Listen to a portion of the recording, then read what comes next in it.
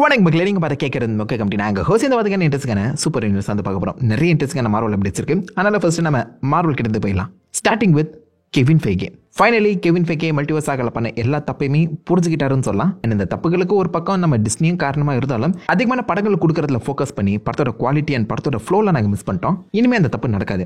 அடுத்து மியூட்டன்ஸ் ஆக வரப்போது 10 வருஷத்துக்கு பக்காவாக நான் பிளான் போட்டிருக்கேன். வருஷத்துக்கு 2 படம் 2 சீரீஸ்ன்னு சொல்லி மட்டும் தான் ஃபோக்கஸ் பண்ண போகிறோம்னு சொல்லியிருக்காரு மனுஷன். அடுத்து வரப்போகிற அந்த 10 வருஷ மியூட்டன்ஸ் ஆக பிளானை இப்போவே போட்டாராக. நல்ல விஷயம். இதுக்கப்புறம் ஒரு ஃப்ளோவோட நம்ம இந்த மார்வல் படங்களை பார்க்கலாம்னு தோணுது. நான் மல்டிவர்ஸ் ஆக கூட எந்த படங்களுமே பெருசாக கனெக்ட் இல்லாமல் ஒன்றுக்கு ஒன்று சம்மந்தமே இல்லாமல் தான் போயிட்டு இருந்துச்சு. இனிமே அந்த கனெக்ஷன் இருக்கும் நம்புறேன். அதை ஆக்சுவலா தண்டர்போல்ட்ஸ் படத்துலேருந்தே ஆரம்பிச்சிருக்கலாம். தண்டர்போல்ட்ஸ்லயுமே அந்த குவாலிட்டி உங்களால பார்த்துக்க முடியும். ஸ்கிரிப்டுக்கு முக்கியத்துவம் கொடுத்துருப்பாங்க. தடுத்து வரப்போற எக்ஸ்மென் சாகா இல்ல மியூட்டன் சாகா என்ன மாதிரி இருக்க போகுதுன்னு பார்ப்போம். அந்த தண்டர்போல்ட்ஸ் படத்தோட அந்த கிரிட்டிக்கல் சக்சஸை தொடர்ந்து ஜெக் ஷெரியர் அந்த தண்டர்போல்ட்ஸ் படத்தோட டைரக்டர் தான் இப்போதைக்கு எக்ஸ்மென் 1க்கான டைரக்டரா சூஸ் பண்றதான ஒரு ஐடியால இருக்காங்களா. பெரிய ஜேர்னலிஸ்ட் அண்ட் அவுட்லெட்ஸ் வந்து பார்த்தீங்கன்னா அது கிட்டத்தட்ட பல இடங்களை கன்ஃபார்ம் பண்ணி இருந்தாலும் அஃபிஷியல் அப்டேட் வரல. பட் எனக்கு என்னமோ பாசிபிளி ஜேகே மேபி இந்த எக்ஸ்மென் 1 எடுப்பார் தான் தோணுது. அதாவது ஃபர்ஸ்ட் எக்ஸ்மென் படம் சொல்றேங்க. அது எக்ஸ்மென் 1 என்ன பேர் கொடுக்க போறாங்க தெரியல. அதை தண்டர்போல்ட்ஸ் டைரக்டர் தான் எடுக்கிற மாதிரி தெரியுது. இந்த டைரக்டர் செட் ஆவாருன்னு நினைக்கிறீங்களா?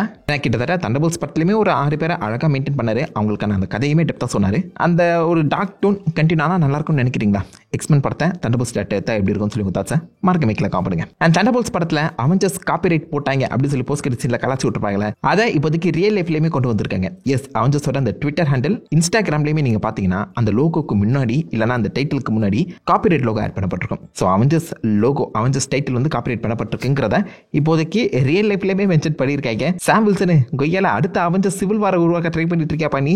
ஒரு பக்கம் அது ஒரு பேச்சாடி பட்டு இருக்கு. சிவில் வார் 2.0ங்கிறது அவெஞ்சர்ஸ் வெர்சஸ் த நியூ அவெஞ்சர்ஸ்ங்கிற மாதிரி இருக்கலாமா? பட் அப்படிலாம் நடக்கிறதுக்கு வாய்ப்புகள் கம்மி. ஏன்னா ஒரு பெரிய பிரச்சனை வந்துட்டு இருக்கு டூம்ங்கிற பேர்ல. சில்லற பிரச்சனைக்கெல்லாம் சண்டை போட மாட்டாங்க. ஒரு ஃபன்னுக்காக மேபி அதை மென்ஷன் செய்யலாம்னு நினைக்கிறேன். அது மட்டும் இல்லாம சாம் வில்சன் இப்போதைக்கு ஆஃப் ஸ்கிரீன்ல அவருக்கான ஒரு அவெஞ்சர்ஸ் டீமை ஃபார்ம் பண்ணிட்டு தான் டூம்ஸ்டே படத்துக்கே வருவாங்க. ஏன்னா டூம்ஸ்டேக்கு நடுவில் இந்த மாதிரி லைக் அவெஞ்சர்ஸ் டீம் ஃபார்ம் பண்ற மாதிரி ஒரு படம் அமையாத சமயத்தில் டூம்ஸ்டே பார்க்கும்போதே நீங்க சாம் வில்சனோட புது அவெஞ்சர்ஸ் டீமை பார்த்துருவீங்களா? ஆஃப் ஸ்கிரீன்லயே அவர் அந்த டீமை பில்ட் பண்ணுவாரா? பேசாம இதையே பிரேவ் நியூ வேர்ல்டோட படமா கொடுத்துருக்கலாம்ல. த நியூ அவெஞ்சர்ஸ் சொல்லி டைட்டில் வச்சு நம்ம சாம் வில்சன் இந்த டீம் புது டீமை பில்ட் பண்றதே ஒரு படமா கொடுத்துருக்கலாம். நல்லா இருந்திருக்கும். இல்ல ரெட் ஹல்க்கு எதிர்த்து நிக்கிறதுக்கு அவர் ஒரு டீமை ஃபார்ம் பண்ணாரு அப்படிங்கிற மாதிரி கூட சொல்லியிருக்கலாம். அதை விட்டுட்டு ஆஃப் ஸ்கிரீன்ல பில்ட் பண்றாரு அது இதுன்னு சொல்லி ஏன்டா பண்ணிட்டு இருக்கீங்க? இப்படி முக்கியமான கதை எல்லாத்தையுமே இவங்க வேஸ்ட் பண்ணிட்டு இருக்காங்க. அதாக நான் சொல்வேன். பட் இதுக்கப்புறம் மியூட்டன்ஸ் ஆகலையாச்சும் அது எல்லாமே நல்லபடியா போதான்னு சொல்லி பொறுத்தது பார்ப்போம். அண்ட் டூம்ஸ்டே பத்தி பேசும்போது என்ன ஒரு வைல்டான ரூமர் தான் டூம்ஸ்டே படத்தை 2 பிரிக்க போறாங்களாம். நடக்குமா தெரியல. லைக் அவெஞ்சர்ஸ் டூம்ஸ்டே சீக்ரெட் வார்ஸ்க்கு நடுவில் டூம்ஸ்டே 2 வருமா? 3 அவெஞ்சர்ஸ் படத்தை நீங்க இந்த சாகால பார்க்க போறீங்கன்னு சொல்றாங்க. நடக்குமான்னு கேட்டீங்கன்னா டவுட். இப்போ வரைக்குமே கிட்டத்தட்ட 60 சூப்பர் ஹீரோஸ்கிற டூம்ஸ்டே படத்தில் இருக்க போறதா ஒரு ரூம் சுத்திட்டு இருக்கு. 2 பாட்டா பிரிச்சா ஒரு ஸ்ட்ராங்கான டூம் ஆரிஜின் கொடுக்கலாம். நான் எதிர்பார்த்தது சீக்ரெட் வார்ஸ் தான் 2 பிரிப்பாங்கன்னு. பட் இவங்க இப்போதைக்கு டூம்ஸ்டேவே 2 பிரிக்கிறதா சொல்லும்போது ஒருவேளை நடக்குமோ? நீங்க என்ன நினைக்கிறீங்க? 3 அவெஞ்சர்ஸ் படம் ஒரு சாகல நல்லா இருக்குமா? ரூசோ பிரதர்ஸ் செத்துருவாங்க. பட் பார்க்கலாம் நடக்குதா இல்லையான்னு. ஸ்பைடர்மேன் பிராண்ட் நியூ டேவோட அந்த ப்ரொடக்ஷன் ஒர்க் இப்போதைக்கு படு பயங்கரமா போயிட்டு இருக்கேன். முக்கியமான ஒரு கேஸ்டிங்கை கன்ஃபார்ம் பண்ணியிருக்காங்க.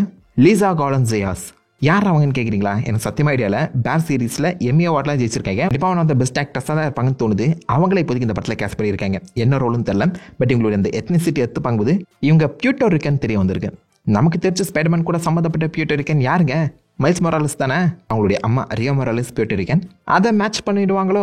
ஒருவேளை பாசிபிளி இவங்களே மைல்ஸ் மொராலிஸோட அம்மாங்கிற மாதிரியும் சொல்லப்படலாம். ஒரிஜினல் கேங் டைனஸ்டி ஐடியா அப்பவே அந்த படத்தில் மைல்ஸ் மொராலிஸ் அப்பேர் ஆகிற மாதிரி ஸ்கிரிப்ட்லாம் வந்து லீக் ஆயிருந்துச்சு.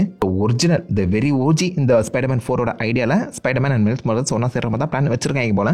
அது மேபி இப்போதைக்கு நடக்கலாம்னு நினைக்கிறேன். ஸ்பைடர்மேன் பிராண்ட் நியூ டேல நீங்க மைல்ஸை எதிர்பார்க்கறதுக்கான வாய்ப்புகள் இருக்கு. கூடவே இப்போதைக்கு டெஸ்டின் டேனியல் கிரேட்டன் இந்த படத்தை கொஞ்சம் கிரவுண்டடா தான் இருக்க ட்ரை பண்ணிட்டு இருக்காராம். அவருடைய இந்த சாங்ஷி டீமை அப்படியே இறக்கிருக்காராம். முக்கியமா சாங்ஷியோட கோரியோகிராஃபர் கோரியோகிராஃபரை கூட்டு வந்திருக்காராம். இந்த படத்துல ஆக்ஷன் சீக்வன்ஸ்க்கு பஞ்சமே இருக்க போறதுல. அண்ட் ஆல்சோ முக்கியமா ஸ்பைடர்மேனோட அந்த ஸ்விங்கிங் சீக்வன்ஸா நாங்க மாற்றி அமைக்க போறோம்னு சொல்லியிருக்காங்க. ஸ்பைடர்மேனோட MCU ட்ரைலர் எடுத்து பார்த்தீங்கன்னா அதுல பெரிய ஸ்விங்கிங் சீக்வன்ஸ் வந்து டீட்டெயிலாக காமிக்கப்பட்டிருக்காது. இதுக்கு முன்னாடி டோபி அண்ட் ஆண்ட்ரூ படங்களை சூப்பராகவே எடுத்து பிரசன்ட் பண்ணியிருப்பாங்க. டாம் ஹாலண்ட் ஸ்பைடர்மேனுக்கு கொஞ்சம் கம்மி தான். ஸோ அதை இப்போ மாற்றி அமைக்க போறதா சொல்றாங்க. பார்க்கலாங்க. ஆண்ட்ரூ தான் எனக்கு தெரிஞ்சு பெஸ்ட் ஸ்விங்கிங் சொல்லலாம். அந்த லெவலுக்கு கூட்டு வராங்களான்னு. அண்ட் ஃபைனலி ஒரு பெரிய ரூமர் ஒன்று கிளம்பி இருக்கு. இப்போ லேட்டஸ்ட்டாக நம்ம ஷாருக் கான் மெட்காலா அட்டன் பண்ணாரு. First Indian to attend the மெட்காலான்னு சொல்றாங்க. இதுக்கு முன்னாடி 2-3 இந்தியன்ஸை நான் பார்த்த மாதிரி ஞாபகம் தான். The first big Indian name to attend the மெட்காலான்னு சொல்லலாம். இதை பார்த்தவங்க எல்லாருமே சும்மா இருப்பாங்கன்னு நினைக்கிறீங்களா? ஷாருக் கான மார்வலில் சேர்த்து விட்டாங்க அப்படின்னு சொல்லி கிளப்பி விட்டுருக்காங்க ரூமரை. டூம்ஸ்டே படம் வரப்போது இந்தியாவில் விற்கணும்னா ஷாருக் கானோட பேர் தான் இன்னும் பெட்டரா ஓணும்ல. ஸோ அதனால ஷாருக் கான டூம்ஸ்டேல கூட்டு வர மாதிரி பேசிட்டு இருக்காங்க. சத்தியமா ஐடியா இல்லைங்க எனக்கு. இது ரூமராக தான் கிளம்பி இருக்கு. அப்படி கூட்டிட்டு வரதா இருந்தாலும் என்ன ரோலுக்கு செட் ஆகுறன்னு நினைக்கிறீங்க? இந்தியன் ஸ்பைடர்மேன்லாம் சொல்லிட்டு இருக்காங்க, அப்பெல்லாம் இருக்க வாய்ப்பு ரொம்ப கம்மி. ஷாருக் கான் இந்தியன் ஸ்பைடர்மேன் நல்லா இருக்காதுங்க. ஏதாவது ஒரு சிம்பிளான ரோலாக தான் இருக்கும், சூப்பர் ஹீரோ ரோலாக இல்லாமல் ரொம்பவே சிம்பிளாக நார்மலான ஒரு இந்தியன் ரோல் இல்லை ஒரு கேமியோ மாதிரி காமிச்சாங்கன்னா ஓகேவா இருக்கும் தோணுது. வரதில் பிரச்சனை இல்லை. ஆப்வியஸாக ஷாருக் கான் டூம்ஸ்டேல இருக்காருன்னு சொல்லும்போது இந்தியாவில் பிச்சுக்குன்னு பறக்கும். ஒரு பெரிய மார்க்கெட் வேற சும்மா விட்டுருவாங்கன்னு நினைக்கிறீங்களா? பார்க்கலாம் ஷாருக் கான் மாரோலுக்குள்ள வராரா இல்லையான்னு. அப்படி அவர் வந்தால் எந்த ரோல் பே பண்ணால் நல்லா இருக்கும்னு சொல்லி உங்கள் தாட்ஸை மறக்க வைக்கல காவப்படுங்க. இதோட மார்வல் அப்டேட்ஸ் முடியுது. அப்படியே நம்ம டிசி சைடில் போகும்போது பீஸ் மேக்கர் சீசன் 2க்கான அஃபிஷியல் ட்ரெய்லரை ரிலீஸ் பண்ணியிருக்காங்க. ட்ரெய்லர்லேயே பல உண்மைகளை போட்டு உடச்சிருக்காங்க. டிசியோ என்ன மாதிரி அமைய போகுதுங்கிறத பல இடங்களை டீஸ் பண்ணியிருக்காங்க. கிட்டத்தட்ட சூப்பர்மேன் ஸ்பாய்லராக தான் அமைஞ்சிருக்குன்னு நான் சொல்வேன். ஃபுல் பிரேக் டவுன் சேனலே போட்டிருக்கேன். முக்கியமாக ஃபைனல் ஷாட்டில் டிசியோ Peacemaker versus DC extended universe Peacemaker standoff நடக்கிற மாதிரி தெரியுது. So Peacemaker and team எப்படி டிசி எக்ஸ்டெண்டட் யூனிவர்ஸ்லேருந்து இந்த யூனிவர்ஸ்க்கு வந்தாங்க அப்படிங்கிறது தான் பாசிபிள் கதையாக இருக்கணும் நம்புறேன். ட்ரெய்லர் உண்மையிலேயே செம்ம ஃபன்னாக இருக்குது. கண்டிப்பாக மிஸ் பண்ணாமல் பேச்சு பண்ணி பாருங்க. சூப்பர்மேனுக்கு அடுத்த மாதம் தான், ஆகஸ்ட் மாதம் தான் ரிலீஸ் ஆகுது. ஸோ ஒரு கண்டினியூஷன் கண்டிப்பாக மெயின்டைன் பண்ணி ஆகணும்ல. பார்க்கலாம் என்ன மாதிரி இருக்க போகுதுன்னு. சூப்பர் கேர்ள் ப்ரொடக்ஷன் ஒர்க் போயிட்டு இருந்துச்சுல, ஷூட்டிங் பிரைமரி ஷூட்டிங் போயிட்டு இருந்துச்சு. அதை முடிச்சிட்டாங்கன்னு சொல்லி ஒரு மாதிரி கிளம்பி இருக்கீங்க. ஐ மீன் இப்போதான் ஆரம்பிச்ச மாதிரி இருந்துச்சு, அதுக்குள்ளே ஷூட்டிங் முடிச்சிட்டாங்களா? என்னம்மா ஒரு மாதம் கூட ஷூட்டிங் எடுக்கல அப்படின்னு சொல்லி கேட்குற மாதிரி இருக்கு. பட் ஆப்வியஸாக இதுக்கப்புறமும் ஏகப்பட்ட ஷூட்டிங்கிறது போயிட்டு தாங்க இருக்கும். போஸ்ட் ப்ரொடக்ஷன் ஒர்க்கில் அடுத்தே சில இடங்களை மாற்றி எடுப்பாங்க. ஷூட்டிங் முடிஞ்சிச்சுன்னு சொல்லும்போது கண்டிப்பாக கூடி சீக்கிரம் ஏதாவது அப்டேட் கொடுப்பாங்க தான் எதிர்பார்க்கப்படுது. ஆனால் ஜேம்ஸ் கான் நம்ம மூலங்க ஃபேண்டாஸ்டிக் ஃபோருக்கே செகண்ட் டேல வந்துருச்சு. ஆனால் சூப்பர்மேனுக்கு செகண்ட் டேல இன்னும் வரல. சூப்பர்மேன் டே முடிஞ்சிச்சு, சினிமா கான் முடிஞ்சிச்சு, அமைதியாக இருக்காரு. ப்ரொமோஷன் ஆரம்பிங்கடா எப்பா. மொதல் படம் டிசியோட மொதல் படம். இந்நேரத்துக்கு ரயன் ரெனால்ட்ஸ் மட்டும் உள்ள இருந்தா தக்கனே உலக நாடுகளுக்கு ஒரு 2 டூரே போயிட்டு வந்துருப்பான். Deadpool and Wolverine level of promotion சூப்பர்மேனுக்கு வேணுங்க. இந்த மாதம் ஃபேண்டாஸ்டிக் ஃபோர் வருது, அதை கூட கண்டுக்க மாட்டாங்கன்னு வச்சுக்கோங்களேன். கூடவே ஜுராசிக் வேர்ல்டு வருது. ஜுராசிக் வேர்ல்டுக்கு தான் ஜென்ரல் ஆடியன்ஸ் அதிகம். நம்ம சப்ஸ்கிரைபர்ஸே எடுத்து பார்த்துக்கோங்களேன். இந்த 3 படத்தில் ஜூலை மாதம் எந்த படத்துக்கு ஃபர்ஸ்ட் போவீங்க? ஒரு சர்வே மாதிரி எடுப்போம், கமெண்ட் பண்ணுங்க. ஜுராசிக் வேர்ல்டுக்கு தான் ஃபேன்ஸ் அதிகம், அதுக்கு தான் அதிகமான செலெக்ஷன் போகும். அந்த படத்தை ப்ரொமோஷன் ஆரம்பிச்சானா இதெல்லாம் மறைஞ்சிரும், சூப்பர்மேன்லாம் மறைஞ்சிரும். அப்படி மறைய விட்டுறாதீங்கன்னு சொல்ல வரேன். சூப்பர்மேனுக்கு இன்னும் பயங்கரமான ப்ரொமோஷன் போகணும். இப்போவே ஆரம்பிச்சாதான் உண்டு. டெய்லர் 2 சட்டு புட்டுன்னு விட்டு ப்ரொமோஷன் ஆரம்பிடா எப்பா ஜேம்ஸ் கன்னு சொதப்பிக்கு இதை போய் விட்டுறாது அப்படின்னு சொல்லி கேட்குற மாதிரி தான் இருக்கு. பண்ணுறாங்களான்னு பார்ப்போம். இதோட டிசி அப்டேட்ஸ் முடியுது. அப்படி நம்ம ஹாலிவுட் சைடில் போகும்போது ஜான் விக் 5 அந்த படத்துக்கான ஸ்கிரிப்ட் ஒர்க் முடிஞ்சு போச்சாங்க. அதுக்கப்புறம் ஷூட்டிங் தான் போகணும். இதில் நம்ம ஜான் விக் ரிட்டர்ன் ஆக போறாரு. அண்ட் இது ஒரு ப்ராப்பர் ஜான் விக் 4 சீக்குவலுங்கிறதையுமே கன்ஃபார்ம் பண்ணியிருக்காங்க. ஜான் விக் 1, 2, 3, 4 4 படங்களுமே டெக்னிக்கலாக ஜான் விக்கோட ரிவெஞ்ச் ஸ்டோரி தான். இப்போதைக்கு அவருடைய பர்சனல் லைஃப் ரிவெஞ்ச் எல்லாத்தையுமே ஓரம் கட்டி வச்சுட்டு புது பாதை, புது லைஃப், புது ஸ்டோரி நோக்கி வந்து பார்த்தீங்கன்னா ஜான் விக் நகர போறாராம். இந்த ஜான் விக் 5க்கு ஒரு கிரேசியான ஐடியா ஸ்டிக் இருக்கு. இதோடைய ஃபர்ஸ்ட் டேலர் பார்த்துட்டு அப்புறம் கண்டிப்பாக அந்த ஜான் விக் படத்தை நீங்கள் பார்த்தே தீருவீங்க. அப்படி ஒரு டேலர், அப்படி ஒரு ட்விஸ்டரா அது அப்படிங்கிற மாதிரி மென்ஷன் பண்ணியிருக்காங்க. நிறைய ஃபேன்ஸ் என்ன கிளப்பி விட்டுருக்காங்கன்னா நிஜமாலே ஜான் விக் 4 செத்துட்டாரு, இப்போதைக்கு ஜான் விக் நரகத்துக்கு போய் அங்கே இருக்க டீமன்ஸ் கூட சண்டை போட்டுட்டு இருக்காரு அப்படிங்கிற மாதிரி ஒரு முறை கிளப்பி விட்டுருக்காங்க. என்ன பிளான் வச்சிருக்காங்க தெரியல. ஆனால் ஜான் விக் 5 நம்ம நினைக்கிற மாதிரி இருக்க போறது இல்லையா, நம்ம எதிர்பார்ப்புக்கும் மீறின ஒரு படமா அமையுமா, என்ன கொண்டு வராங்கன்னு பார்த்துலாம். ஸோ ஜான் விக் 5 இப்போதைக்கு ப்ரீ ப்ரொடக்ஷன்ல போயிடுச்சு. காட்ஸில்லா எக்ஸ் காங்கோட அடுத்த படத்துக்கான அஃபிஷியல் ரிலீஸ் டேட்டை கன்ஃபார்ம் பண்ணிட்டாங்க. மார்ச் 2027. டைட்டில் என்ன தெரியுமா? சூப்பர்னோவா. என்னடா டைட்டில் இது? சம்மந்தமே இல்லாமல் யாராலுமே கெஸ் கூட பண்ண முடியாத ஒரு டைட்டில் வந்து கொடுத்துருக்காங்க. நல்லா இருக்கு, சொல்ல நல்லா இருக்கு. வழக்கமாக இந்த மாதிரி டைட்டில் ரிவீல் பண்ணும்போது கூடவே இந்த படத்தோட வில்லன் யாருங்கிறத டீஸ் பண்ணுவாங்க. ஆனால் இப்போ வரைக்குமே இந்த படத்தில் யார் வில்லன் சொல்லி டீஸ் பண்ணல. பட் சூப்பர்னோவான்னு சொல்லி ஸ்பேஸ் தீமில் காமிச்சிருக்க அந்த சமயத்தில் நிறைய பேர் இதை ஸ்பேஸ் காட்ஸிலாவே இருக்கும் போல யோசிக்கிறாங்க. அந்த ப்ரொடக்ஷன் டைட்டில் எண்ணிலையுமே பார்த்தீங்கன்னா காட்ஸில்லா ரோரா தான் போட்டு காமிச்சிருக்காங்க. ஸோ ஸ்பேஸ் காட்ஸில்லா ரோரா இருக்குமோ? இந்த படம் மோஸ்ட்லி காட்ஸில்லா சென்டர் ஆஃப் ஃபோக்கஸை வச்சு தான் எடுக்கப்பட்டிருக்கான். ஸோ காங்க பேஸ் பண்ணி நிறைய கேரக்டர் டெவலப்மெண்ட் பார்த்தாச்சு போன 2 படங்கள்ல. ஸோ இந்த படம் மோர் லைக்லி காட்ஸில்லா ஃபோக்கஸ்டாக இருக்கும்னு சொல்லப்படுது. ஃபைனலி டீம் காட்ஸில்லா ஃபேன்ஸ் எதிர்பார்த்த ஒரு படம் கிடைச்சிச்சு நான் சொல்லுவேன். பட் இன்னும் 2 வருஷம் வெயிட் பண்ணுங்க படத்துக்கு. இப்போ ப்ரீ ப்ரொடக்ஷனில் போயிடுச்சு, ஷூட்டிங் எடுத்து முடிச்சுருவாங்க. கூடிய சீக்கிரம் ஏதாவது அப்டேட் கொடுக்குறாங்களான்னு பார்க்கலாம்.